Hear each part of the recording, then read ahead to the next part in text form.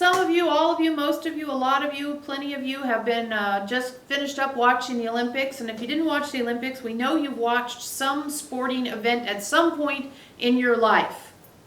Some sporting event has crossed through your life, or you've been in one. We're just going to go with the idea that that's true for everybody. If it's not, figure out something in your life that fits in. But we're going to use the Olympics because it's fresh. When you saw those athletes getting ready to compete, the swimmers walking out on deck, the runners doing their thing where they shake their legs before they get in the blocks, everybody waiting for the sound of the gun or the buzz or the whatever they had that tells them it's time to go. And there's a tension and a relaxed state happening at the same time. You see it in them. They're ready, right? There's a willingness. There's a keyed up, yet there's a mellowness about it as well. It's two things at once. It's two things at once. It's a mellow tension. It's an amazing state. And if you let the mellow get ahead of you, you can maybe not do as well in your competition as you'd like. And if you let the tension get ahead of you, it can really hold you back as well. And it's this interesting balance that these amazing athletes have learned to have. They've learned to be in a mellow tension, or a tense mellow, whichever way you prefer. And they may be in their minds going through their routine. Sometimes you would see them doing their little pre-routine warm-ups. But we tell you, it's also what we would call neutral observation.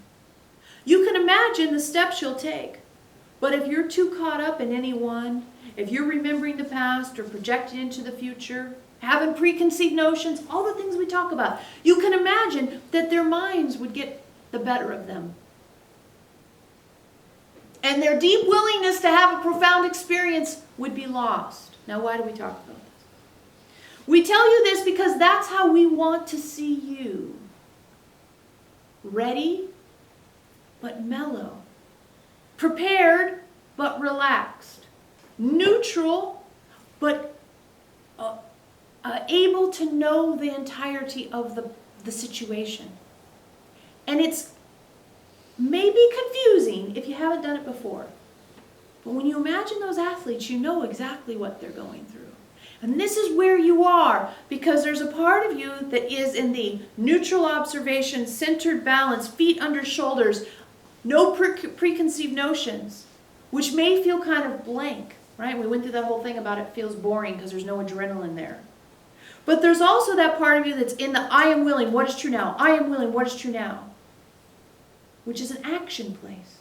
So you're relaxed, you're relaxing habits, you're relaxing survival instinct, you're relaxing judgments, you're relaxing preconceived notions, you're relaxing past and future, and you're activating I am willing, what is true now, all in the same moment. And the temptation will be to use any sort of forward movement to feed the old patterns. And we've been teaching you to use any forward impulse to feed the new patterns. And it's amazing how many old patterns on that list and how many new patterns. Right? It was like 62, something like that. And we stopped the old list before we got really down into it because there's no need anymore. There's a place of tension, but it's relaxed. And that place of tension that's relaxed gives you an amazing opportunity because you're ready to absorb, act, use any insight that comes. And you're willing to wait and pass through any discomfort that comes up out of habit. Pass through any discomfort that comes up about uncertainty.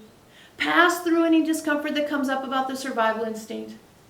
Pass through any discomfort that says, I'm bored, nothing's happening, my life sucks.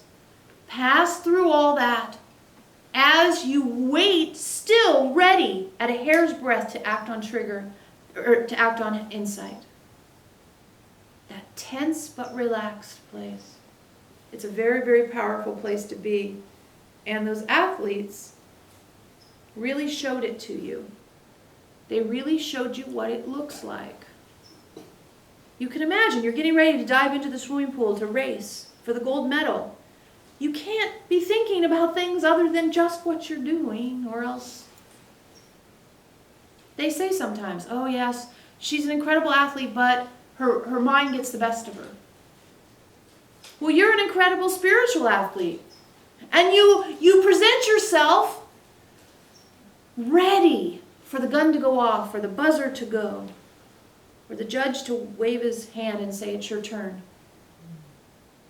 You're there. How do you wait? That's the question we're asking you tonight. And the guardians pointed it out. What did they say? Opportunity, right? They felt it too. You're waiting in a place of opportunity. When you hear the word opportunity, does it jump to outcome? Ooh, we hope not. Judgment, past, future, preconceived notions, survival instinct, fear. All these things that we one by one have addressed and helped you mature your relationship to, so that when you stand there ready to dive into the pool or take off from the blocks or jump really high in the air or whatever it is that you like to imagine yourself doing, you wait in a place of balance, neutral observation, feet under shoulders, centered, insight pouring into you. Aha to aha. And the temptations of habit and the temptations of limitation from the survival instinct aren't anywhere near as interesting to you. And the discomfort you feel as you wait, you know, is not a signal of danger, but a signal of transformation. We are in a place of wait, and it is not a place of nothing. It is not a place of static. It is a place of extreme potential. And what we really want to work on, especially tonight, is helping you be as comfortable as possible in that place of wait as you can. The temptation is going to be to judge it as nothing's going on, or succumb to old patterns, or believe that because you're uncomfortable, it's not a valid place to be, or it should be avoided. We've worked on each of them a little, but we're going to work on them some more, and Elohim's going to help you. We're in the place of wait. It's fabulous. You know, there's always been the do. And now we are in a place of receive. You know that idea of do to get, be to receive, something that's been banged around in the Lightworker community. It's not even be to receive. It's just you are.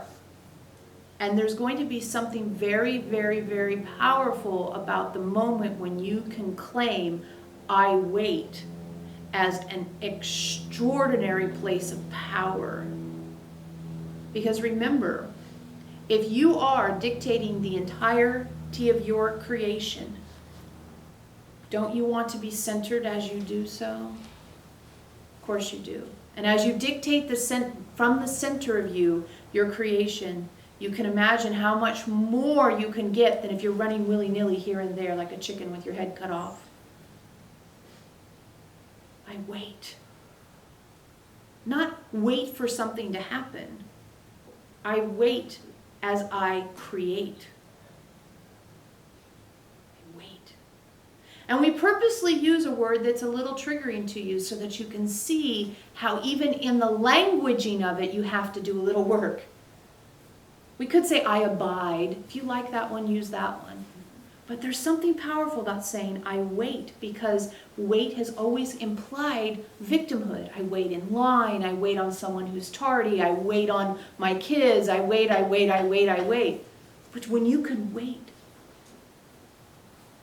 as all of the temptations to low vibrational action pass through you, and you empower yourself for action as appropriate.